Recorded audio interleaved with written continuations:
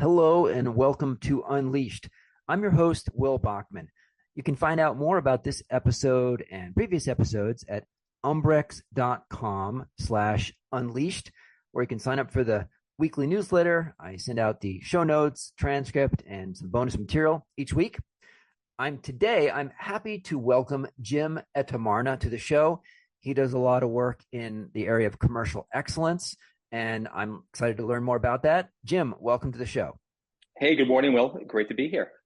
So, Jim, let's start with the definition. How do you define the term commercial excellence?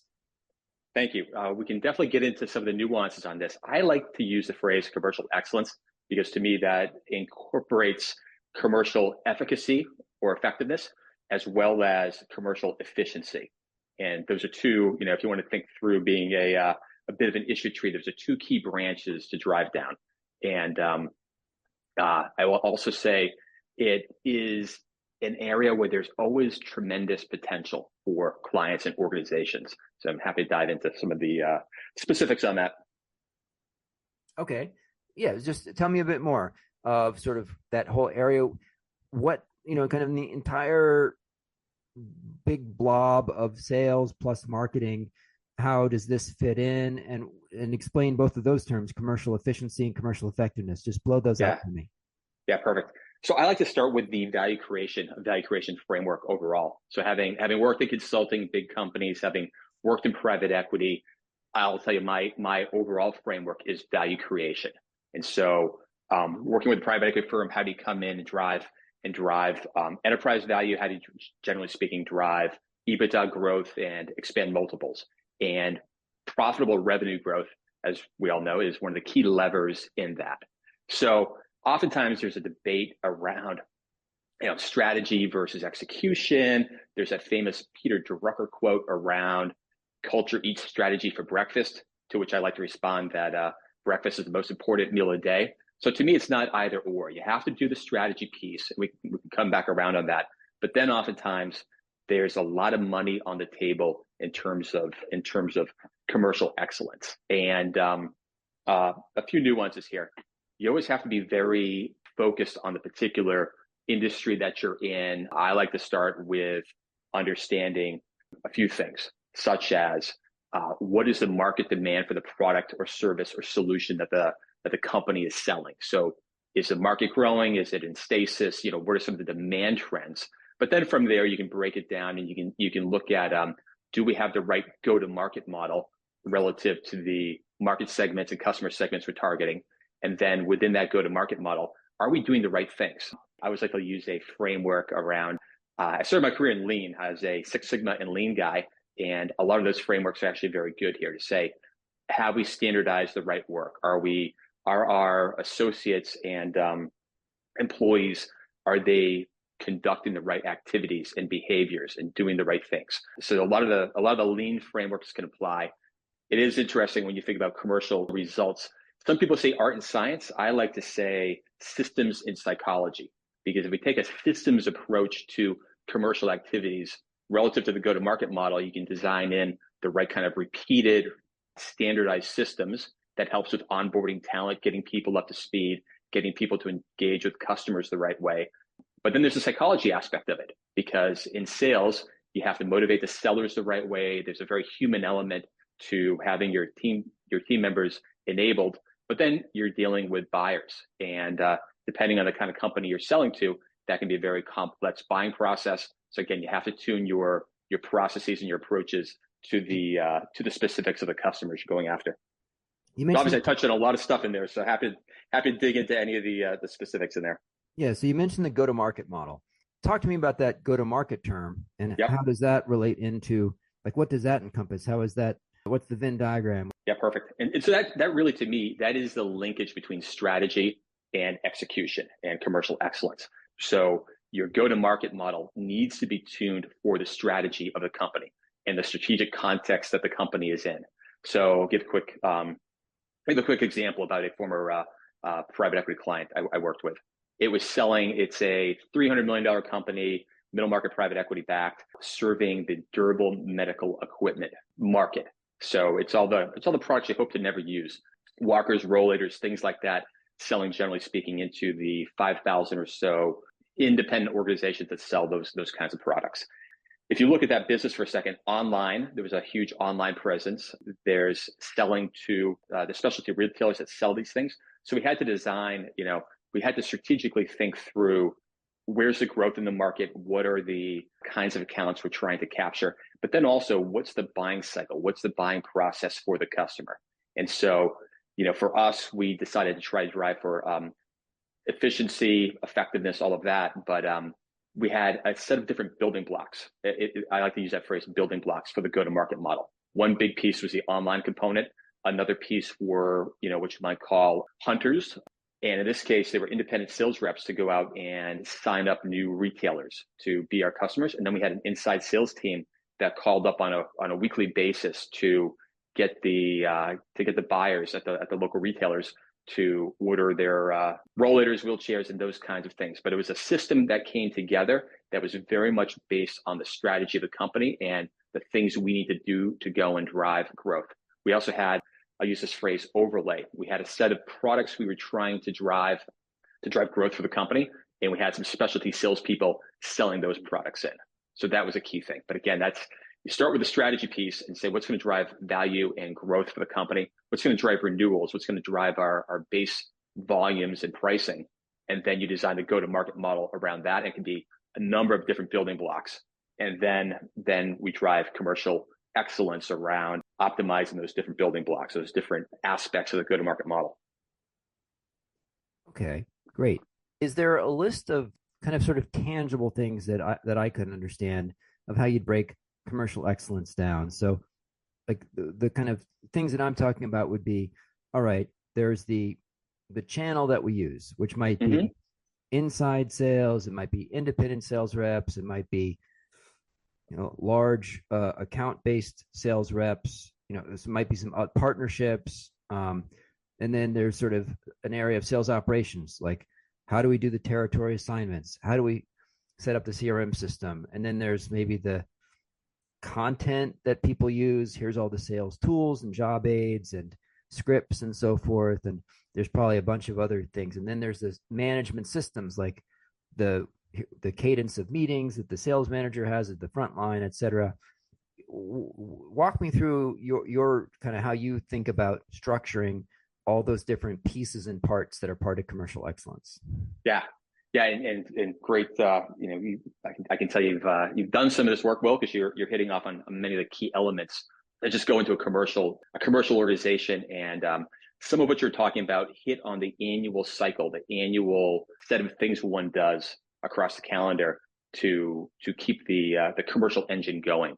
So at the top level, as we talked about a few moments ago, I think it's segmentation, it's understanding what will drive value, it's getting the go-to-market model optimized for the current situation for the business and what the key initiatives are. So I would start with that. Then you have to flow it down to say, within that go-to-market model, what are the ways to optimize each of the elements? And so, you mentioned sales enablement, for example. So that can be a key thing. Part of that's training, but it's just, hey, we've done the work, we understand I'll make it up, for our 10 products we're selling, here are the scripts, here's the quote unquote battle cards, here's the things, here's the training on how to engage with buyers. And so there's all those kinds of things to increase seller productivity within each aspect. And certainly if you start at the upper end, at the more senior end, or more, I suppose, experienced end of the go-to-market model, where you might have global account directors, you might have strategic sellers. Those people tend to be oftentimes the best ones are problem solvers. They understand the customer's needs. They can solve problems. You often want to give them the right support, but let them innovate, let them flourish, let them do the things. At the more junior levels, you might have a brand new, fresh college grad, or maybe someone who didn't go to college, who's starting in inside sales. And those people tend to get more scripts and those kinds of things. But again, you have to lock in on what's the right go-to-market model. And then I would advocate for looking at the right, the ways to optimize the building blocks. I think one other key thing here is benchmarking. And it's interesting. It's a big topic. There is no set of GAAP or generally accepted accounting principles for commercial metrics. And so it's an interesting thing when you compare across companies. And the phrase I will always use is that your best benchmarks are internal. So when I worked for Blue Ridge Partners, we served a furniture retailer, and it had probably 2,500 full-time employees, another 1,000 part-time employees. And when we did the analytics and looked at the performance, it's always a Pareto curve. There's always a Pareto curve of performance, but some people were selling, 3 times, 4 times, 5 times as much as the average. And it's never the averages that matter. It's always the outliers. And so what we did is we went out and spent time in the field at the furniture store, sitting alongside the best sellers, understanding what they did, understanding how they approached customers, understanding how they engaged or did discovery. We also did a lot of work to understand the backgrounds and the profiles of the best sellers. And in that case, there are a few archetypes that shook out, one of which was waiters and waitresses. But it's really interesting when you tease apart and get into the data and understand some of the outliers and how to then replicate that. And what I always say is some of the people that are the best of the Pareto curve are oftentimes very difficult to replicate. So you always want to have to look at in my view, you look at the B+ and A- players and set them as a standard. The A+ players are sometimes very unique individuals and are difficult to replicate, although you can certainly learn from them. So long story short, I like to do that kind of work using data, using analytics, but getting out and understanding the nuances of the sales team. By the way, we haven't talked at all yet about customer nuances, but that's where segmentation comes in key, because there's one flaw I see happening where people want to apply the same approaches to different customers. And so I'm a big fan of segmenting the market, segmenting customers based on their needs, but also based on their buying behaviors. Okay, say a little bit more about that. Yeah, it is interesting. Back in my days at our former employer, it was very fundamental to go and do value mapping and to do I'll use the phrase needs-based segmentation, but also then overlay in the buying behavior. Because if you're trying to design a sales team and go to market and engage with the customer, if the customer is engaged, I'll give a classic example: hospital systems. So selling software into hospital systems. Sometimes the hospitals can be standalone independent entities making decisions. Obviously, this is more applicable, pre-EMR systems. So, but for some things, hospitals will make very localized decisions. In other cases, you've got a system or you've got a GPO, you've got other aspects that drive decisions. Sometimes the hospitals, the CIO will have more say. In other cases, it'll be a clinical or a nursing professional who will specify the solution, and then the CIO and finance will negotiate it. So I had one big client, and we did a lot of work segmenting the market and then designing the selling approaches, selling teams, et cetera, based on how the customers operated and then how they bought. So it's a key thing to know. Tell us about how you, at a very practical, tactical level, how did you do that segmentation? It takes some investment. It's work to get out. This was a time when GLG was first coming up, so lots of GLG expert panel interviews, lots of getting out and doing. The Six Sigma term on this would be voice of customer. So taking a bit of a customer success approach, going out and talking to the hospitals about how they wanted to use the software, how they wanted to create value for their drive good outcomes for their patients, but then also how they want to use the product. And through that kind of very hands-on work, understanding the usages of the products, you also can learn about the purchasing behavior. So I'm a big fan of doing those kinds of customer interviews in field, understanding how they use the product. And then in that particular case, we followed it up with a broad survey of customers and non-customers as well. And those are always kind of hit or miss in terms of who will fill out the surveys. But I like to do primary in-market conversations first, and then follow up with a survey. And I'm a big fan of doing this with a true customer success lens to it. I find that helps with to understand the value in use or what actually drives value for customers. And what kind of segments did you come up with? So in that particular case, there were, as you might imagine, there are big for-profit hospital chains, some of which are private equity sponsored, and that was a certainly a key segment because of the volumes and just of their purchasing behaviors. Sometimes you would have, some big hospital networks that are sort of religious. The Catholic Church, for example, has some big affiliated networks. Those behave slightly differently. They're big networks. There's some similarities, but they do have some differences. Small regional hospitals that were not part of big groups, those tend to behave a bit differently. So the challenge here as a consultant sometimes is you can get really fancy and really finite and have a dozen archetypes or a dozen different segments. In my experience, you want to keep it simple. So in that case, we rolled it into 5 archetypes, our profiles for segments. And then, there were some distinctions that were just frankly irrelevant for the salespeople to try to do things on. We rolled that into product development and product teams. But from a commercial point of view, you want to keep it simple and do your enablement. And we actually did different selling teams focused on those different segments. Because again, probably some of our higher end sellers could go across multiple segments and be just fine.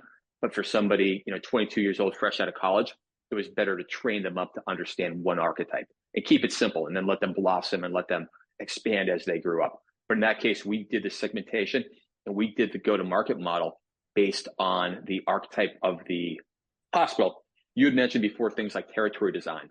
And this is always a kind of a thing. It's like, do you design the territory around a geographic bound? Do you do it around a size bound, SMB or enterprise? Do you do it around a needs-based and purchasing behavior-based kind of segmentation? So there's no right or wrong answer, but those are the things that one needs to consider when designing the go-to-market model. And then frankly, everything else flows off of there.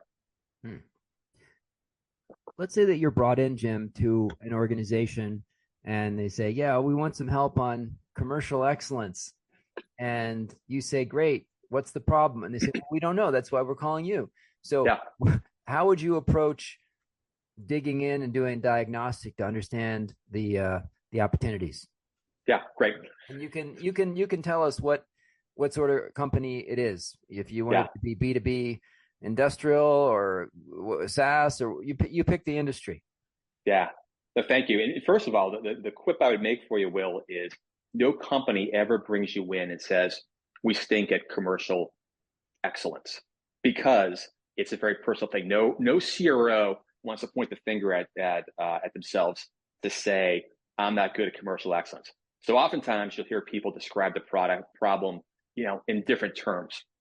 Hey, the market's bad, the product's bad, so on and so forth. And there may be certainly elements of truth to that. So you got to keep your ears perked up for those things if you're trying to drive value creation. So just if I was a private equity board member, if I'm a CEO, something like that, I would always, I'll be talking on both sides of my mouth here. You want to look at the things like product in the market and all of that, but you also have to turn up the intensity on commercial excellence. So to your question on figuring that out, I strongly advocate doing a diagnostic or an assessment. I mean, it's like getting your annual physical every year. Hopefully the company has a set of metrics. Hopefully they have metrics in place. I'm a big fan of having input metrics, output metrics to see, it's things like, are our sales reps, a lot of people will look at, are they meeting quota?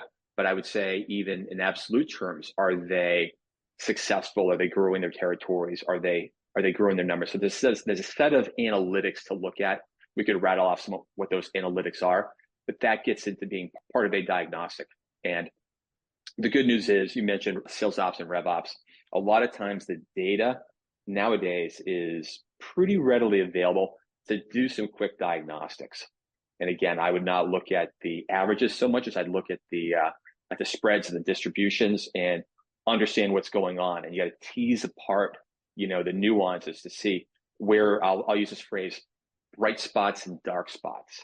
So to me, those are indicators of opportunities and challenges. So again, if you take any kind of, I was working with one client in the labeling space, and there were a number of bright spots, just individuals selling at the unique markets, and they'd kind of crack the code on how to drive a bunch of growth within their territory, serving certain end applications and promoting some products in an innovative way.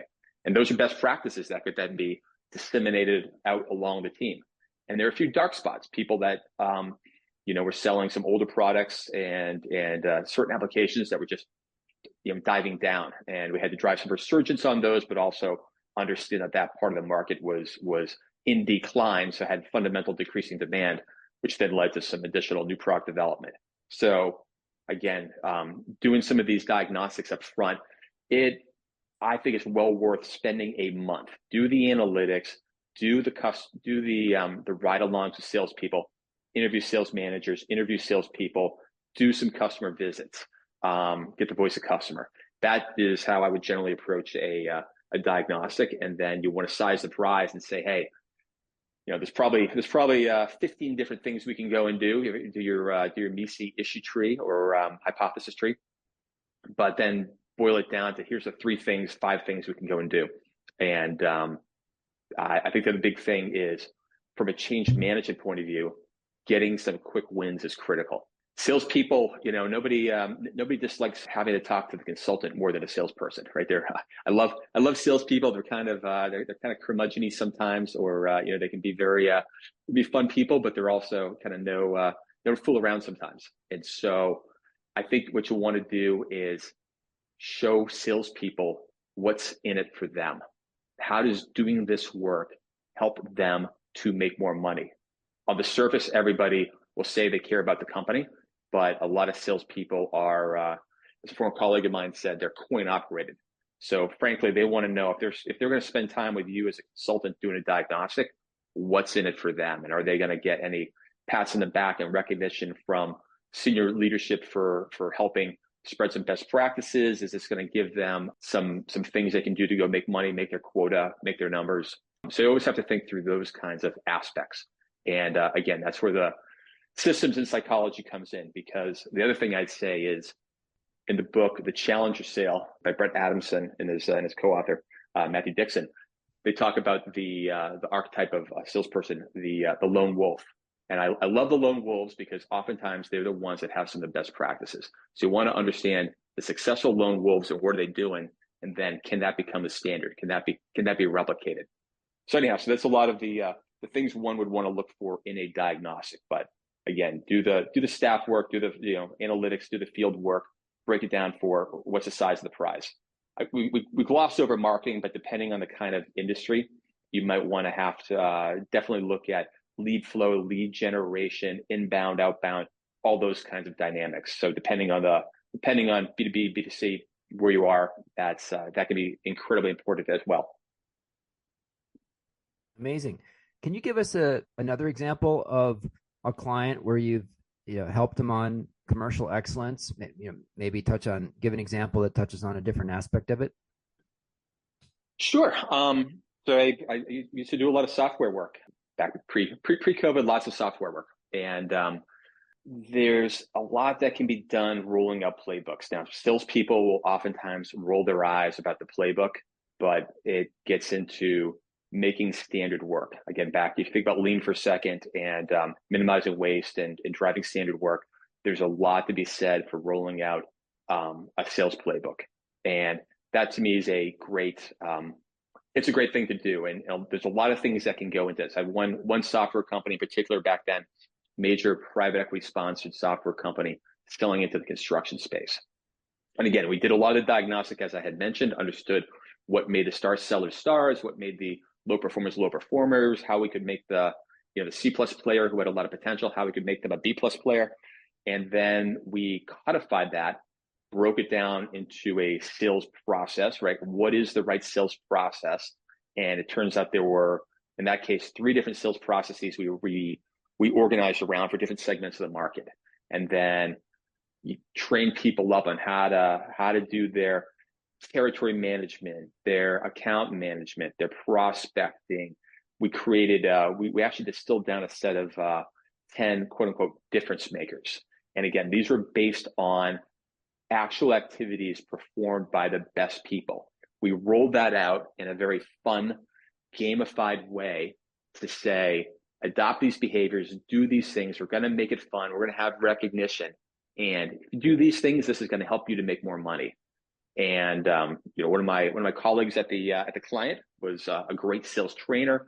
We used a good fun video kind of training system, and it helped really skill people up. And what were some of those 10 behaviors? It's about prospecting. So, own your territory was one of them. And we broke down what it actually meant to own your territory. The sales reps like to rely on marketing to generate their leads, but we found out, for example, that if sellers went out and connected with some of the construction groups in their geographic region, they could get in front of people and bring knowledge and bring education into the market. So they didn't have to rely on a bunch of other little tactics, but that was one. Another thing was, if it's not, thou shalt use Salesforce.com. So I'm a big fan of Salesforce and systems like Salesforce, but we had to drive compliance, and we had to get people to actually use the systems the way they're intended to. So there's some things like that. Doing demonstrations, doing discovery. We had sort of key difference makers around those. But again, we designed those around the behaviors and the activities of the best people to set those, to help communicate that in a fun way and set the standards. And by the way, alongside doing that, we also rolled out a set of metrics. And I can't beat this enough of having the right input and output metrics. Some people like to say leading and lagging metrics. I like those leading and lagging as indicators, external market indicators. But I'm a big fan of input and output metrics. For example, are the inside salespeople at that particular client? We set a standard of 50 calls per day, 50 outbound, meaningful outbound calls or emails sent per day. Did they do it? Yes, no, right? I've had 10 meaningful meetings, demonstrations per week. Are you doing it or not? And then you want to break down. Okay, if you did it, great. What were the results? Okay, and is your win rate enough? Are you closing these deals with good velocity? And if you're not getting those inputs right, what's going on? Do you need more help, more coaching, more training? The sales not right for you? Should you be a marketing professional, or what's going on with the person? And so you got to have your metrics on the inputs, because obviously you can't just drop EBITDA dollars out the back end, but you can control the inputs and the activities to yield the right outbound results. Oh, okay. Were there any other metrics beyond the number of calls per day and demos per week? Yeah, absolutely. So in that case, to drive the results we're looking for, it's really things like driving deal size, driving velocity, so closing the deal quickly, driving win rates, and then driving again, I mentioned deal size, but things like attachment, cross sell, upsell, etc. For the different team, we had metrics around retention and literal or actual customer success. So customer success sometimes is a euphemism for the renewal team. I'm a big fan of actually driving literal customer success. So we had metrics around all of those things. We had some key initiatives, and so things like how many deals are you working on right now, and again, we use Salesforce to automate this. We set up a set of dashboards and a commercial cockpit, so to speak. We publicly displayed them at the office. The office was out on the West Coast, and we had some nice pre-COVID, so people were in the office, and so we displayed them. And you could see your leaderboard. You can see, hey, Will's doing great, Jim's not doing so great, and that would change. And we fostered a nice competitive kind of dynamic. There were a lot of former athletes on the sales team, and they had that good kind of competitive ethos.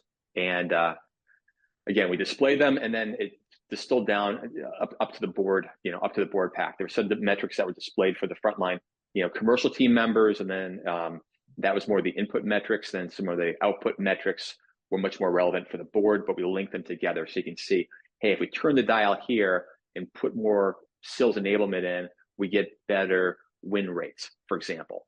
Hey, if we do these things with our sales process, we accelerate the velocity of the funnel. And so that's really what you can do when you have the metrics in place. Then you can start to turn the dial, so to speak. And I use that phrase, turn the dial, specifically because that is more of a lean kind of statement. Again, it gets down to systems and psychology, right? You're trying to tweak the system itself and make it repeatable and make it standardized. But then you get the psychology, the gamification, making it fun, the rewards, getting people to lean in or work a bit harder, get the competitive juices flowing. All those are quite important as well. Okay, cool. So Jim, if folks wanted to find you online and follow up, where would you point them? Yeah, thank you. So you can find me on LinkedIn, of course, Jim Ettamarna, and then SuttonGrowth.com. So www.suttongrowth.com. That's our firm, and we do again. We'll focus on value creation work very holistically, and I'll use this phrase: there's what to do, there's how to do it, and then there's getting it done. And at this stage of my career, I'm very passionate about helping companies to get it done. And actually helping to execute things. There's a lot of, you have to do all those things, but in some cases, the actually implementing and getting it done and deriving the results is sometimes the missing element. Amazing. All right, Jim, thanks for joining today. Well, thank you so much.